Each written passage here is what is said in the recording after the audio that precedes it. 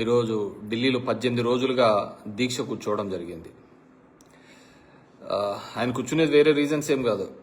నీట్లో ఈ విధంగా పేపర్ లీకులు జరుగుతున్నాయి, సిబిఎస్ఈ పేపర్ లీకులు జరుగుతున్నాయి, పిల్లల భవిష్యత్తు నాశనం అవుతోంది. దగ్గర ఇప్పటికీ 22 లక్షల మంది పిల్లలు దీని ద్వారా ఇబ్బంది పడినారు. సిబిఎస్ఈ ద్వారా చాలా ఇబ్బంది, ఆ పేపర్ స్కాన్ చేసి పెట్టడం వల్ల చాలా జీవితాలు నాశనం అవుతున్నాయి పిల్లల భవిష్యత్తుకు సంబంధించిన అంశం మీద అని చెప్పేసి ఆయన 18 రోజులుగా దీక్షలో కూర్చోవడం జరిగింది. అయినప్పటికీ కూడా ప్రభుత్వం నుంచి ఎటువంటి స్పందన లేకపోవడం నిజంగా బాధాకరమైన విషయం. ఎందుకంటే హిజ్ చాలా ఇన్స్పిరేషనల్గా 3 Idiots మూవీ చూసింటే ఆయన బేస్డ్గానే ఇన్స్పిరేషనల్గానే ఆ మూవీ కూడా అప్పట్లో రావడం జరిగిందనమాట. ఎవరన్నా కావాలంటే ఇక చూడలేకుంటే చూడండి. హౌ ఎడ్యుకేషన్ సిస్టమ్ ఉండాలి, ఎడ్యుకేషన్లో ఏ విధంగా ఉండాలి ఆలోచన విధానం అని చాలా బ్యూటిఫుల్గా చూపించాడు. ప్రెజర్స్ ఏ విధంగా పెడుతున్నారు పిల్లల మీద అని చెప్పేసి చెప్తున్నారు. నేను ఎన్నో సార్లు కూడా చెప్పినాను, దేశంలో ఎక్కడ ప్రపంచంలో ఎక్కడా ఉండదు మార్కులు తక్కువ వచ్చినాయని ఆత్మహత్యలు చేసుకునే దరిద్రమైన అలవాటు, ప్రెజరు మన దేశంలోనే ఉంటుంది. మన పేరెంట్స్ ఆ విధంగా పెంచుతున్నారు, మార్కుల చుట్టూ పెంచడం వల్ల ఆ విధంగా జరుగుతుందని చాలా వీడియోస్లో కూడా నేను చెప్పడం జరిగింది. సరే, వాట్ ఎవర్ మేబీ ఈరోజు ఆయన దీక్ష చేస్తున్నారు. డెఫినెట్గా దీని మీద ప్రభుత్వాలు కూడా స్పందించి ఖచ్చితంగా యాక్షన్ తీసుకోవాలి. అంటే my request also, I don't know, నేనెవరో ఆయనకు తెలియదు, కానీ సోనం వాంగ్చుక్కి నా ద్వారా కోరుతున్నాను, ప్లీజ్ మీరు ఈ దేశం కోసం వెరీ ఫ్యూ లెఫ్ట్ ఓవర్ ఉన్నారు ఆ విధంగా ఈ దేశం కోసం మంచి జరగాలని. ఎందుకంటే మంచి జరగాలని కోరుకునే వాళ్ళు, తన లైఫ్ కూడా సాక్రిఫైస్ చేసేవాళ్ళు. ఈ విషయమే కాదు, చాలా విషయాల్లో ఆయన ఎన్విరాన్మెంటల్ గురించి కానీ దీని గురించి ఫైట్ చేసిన ఒక నాయకుడు, లీడర్ అతను అనమాట. పార్టీలతో సంబంధం లేదు, ఏ దానికి లేదు. సో మేబీ కాక్రోచ్ పార్టీ పెట్టాడు, అలాంటి కాక్రోచ్ పార్టీలో ఉన్నాడు అతని. అంటే కాక్రోచ్ పార్టీ బేషరతుగా చెప్పింది మేము రాజకీయాల్లో ఉండటం లేదు, రావటం లేదు అని చెప్పేసి. ఇంక అలాంటప్పుడు ఏముంది? ఇప్పుడు గతంలో ఇదే అన్నా హజారే దీక్ష చేసినప్పుడు లోక్పాల్ బిల్లు కోసము కేజ్రీవాల్, అదేవిధంగా కిరణ్ బేడి, వీళ్ళందరూ దాంట్లో కూర్చున్నారు. కిరణ్ బేడికి చూస్తే లెఫ్టినెంట్ గవర్నర్ పాండిచేరి ఇచ్చినారు, సీఎం క్యాండిడేట్గా ఢిల్లీకి బీజేపీ తరఫున పోటీ చేసింది. కేజ్రీవాల్ 2 సార్లు ముఖ్యమంత్రి కూడా అయినాడు, 2 సార్లు 3 సార్లు అయినాడు కేజ్రీవాల్ కూడా అయినాడు. కానీ ఇప్పుడు కాక్రోచ్ పార్టీ అవన్నీ ఏం చెప్పటంలే కదా. అదేవిధంగా సోనం వాంగ్చుక్ కూడా అదేం చెప్పటంలే కదా. నాకు కావాల్సింది కేవలం ఇక్కడ ఈ పిల్లలకు న్యాయం జరగాలి, ధర్మేంద్ర ప్రధాన్ అనే అతను అకౌంటబిలిటీ ఉండాలి, రిజైన్ చేయాలి అనేది ఆయన గట్టిగా అడుగుతున్న విషయం, కోరుకుంటున్న విషయం. సో ప్రతి ఒక్కరికి ఉండాలి అకౌంటబిలిటీ, లేకపోతే ఎట్లా పదవులు. ఇప్పుడు మన పక్క దేశాల్లో చూడండి, ఏదైనా కానీ చిన్నది ఇది జరిగితే కంప్లీట్గా అక్కడ ఉన్న మినిస్ట్రీస్, అది ఎవరు తప్ప వల్ల జరిగినా కానీ మంత్రులు రాజీనామాలు చేస్తున్నారు కదా. కానీ మన దరిద్రంలోనే, మన దేశంలోనే, మన రాష్ట్రంలోనే, మన చోటనే అలాంటివి జరగటం లేదు. సరే, అదేదో మీరు చేశారా ఇంకోరు చేశారా అనే దాని మీద నేను గట్టిగా మాట్లాడను, కానీ అది ఎవడు విఘ్నతకు వాళ్ళకు ఉండాలి ఆ ఆలోచన, దానికి ఎవరికేం ఇది చెప్పేకేం లేదు. కానీ one thing I can tell, so Sonam వాంగ్చుక్కి అందరూ మద్దతుగా ఉన్నారు. మీలాంటి నాయకుడు దేశానికి అవసరం. సో మీరు లైఫ్ రిస్క్ చేస్తున్నారు, because that's 18th day. So government ఖచ్చితంగా ఇంటర్ఫీర్ కావాలి అని చెప్పేసి ఐ రిక్వెస్ట్ గవర్నమెంట్ ఆల్సో.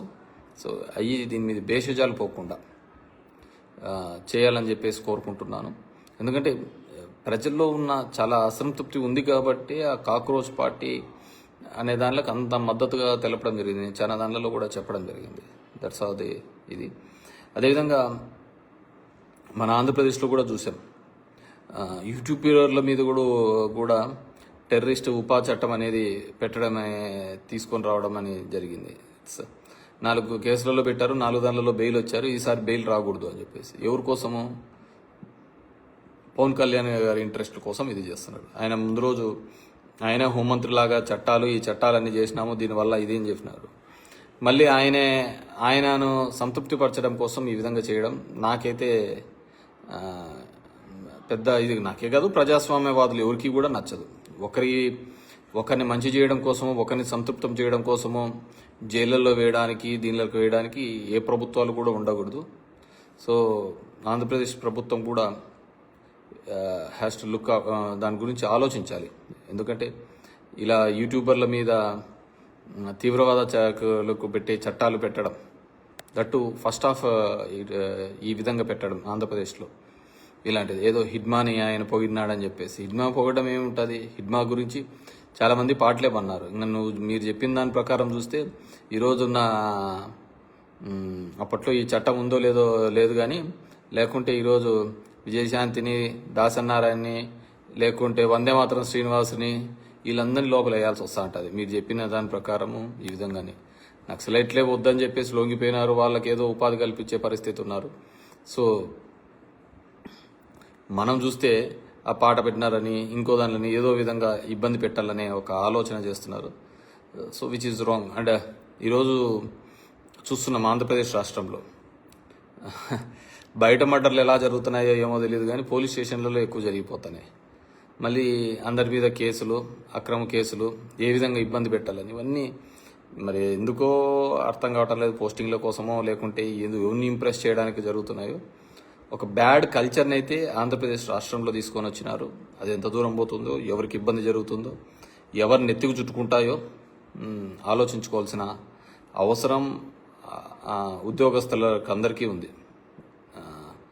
కాబట్టి ఐ రిక్వెస్ట్, ఈరోజు నేను చేసిన వీడియోలు చాలా మల్టిపుల్ ఇష్యూస్ మీద ఉంది కానీ జరిగిన వాటిలో, కానీ నేను మాత్రం ఈ సోనం వాంగ్చుక్ మాత్రమే కన్ఫైన్ అవుదామనుకుంటున్నాను. సరే, దేశం ఏ విధంగా అయిపోతుంది, ఏ విధంగా వెనకబడిపోతుంది అనేది ఇంక మనం మాట్లాడుకోవాల్సిన అంటే చాలా ఉంటుంది. ఎందుకంటే 2021లో అనుకుంటా కోవిడ్ అయిపోయిన తర్వాత శ్రీలంక లాంటి దేశము ఎత్తిపోయిందని చెప్పేసి, ఆర్థిక వ్యవస్థ కుప్ప కూలిపోయింది అని చెప్పేసి మన దేశంలో జగన్మోహన్ రెడ్డి గారు పథకాలు ఇస్తూ ఉంటే ఏది శ్రీలంక చేస్తున్నారు అని మాట్లాడిన మేధావులు ఈరోజు శ్రీలంక భారతదేశానికి మించిపోయింది ఆర్థికంగా. మధ్యతరగతి కుటుంబం జీవన శైలిలో పెంచే దాంట్లో అది కూడా మిగిలిపోయింది. డాలర్ వాల్యూ ఆఫ్ఘనిస్తాన్ కంటే చాలా దరిద్రమైన పరిస్థితిలో ఉండడం చూసాం. సో ప్రపంచం ఎలా పోతోంది, మనంగా విశ్వగురువులు అనుకొని మనగా దేవుడు అనుకుంటే సరిపోదు. మన దేశము ఏ విధంగా ముందుకు పోతుందనే దాని మీద ఆలోచించలేకపోతే ఇలాగే ఉంటుంది. ఇంకా మన రాష్ట్రం చూసినామా, రోజు నిన్న ఎక్కడో చూసినా లోకేష్ కూడా మాట్లాడతా వాళ్ళ బాబాయ్ అని చెప్పిన జగన్మోహన్ రెడ్డి అని చెప్పి మాట్లాడినాడు.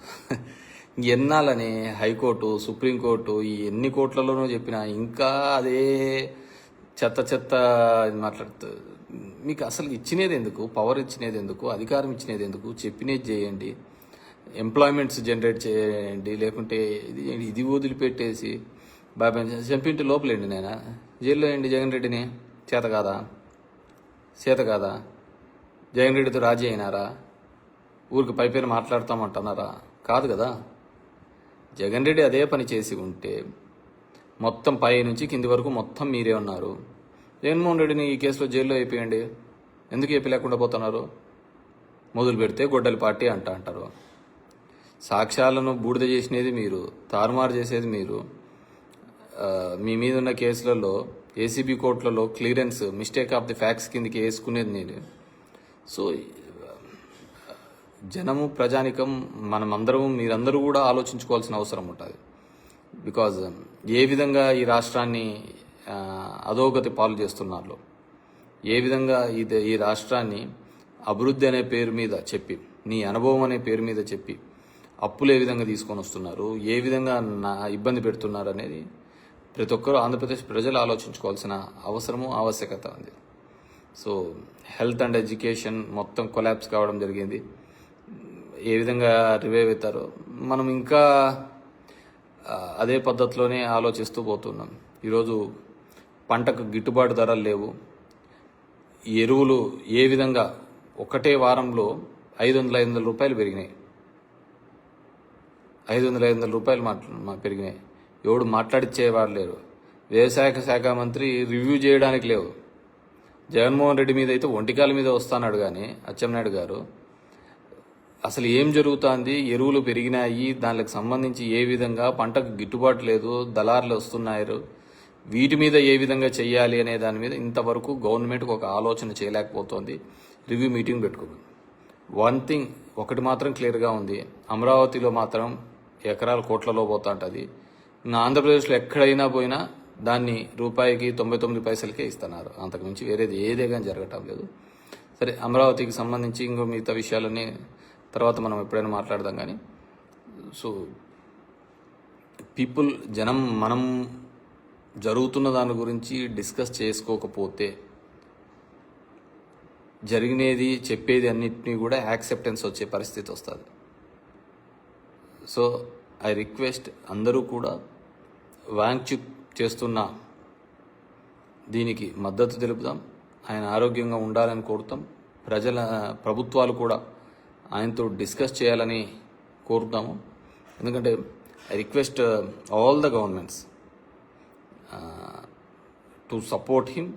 ఎందుకంటే ఆయన చేసేది మన కోసం చేస్తున్నాడు, మన జనరేషన్ నెక్స్ట్ తరం పిల్లల కోసం చేస్తున్నాడు, పేరెంట్స్ కోసం చేస్తున్నాడు.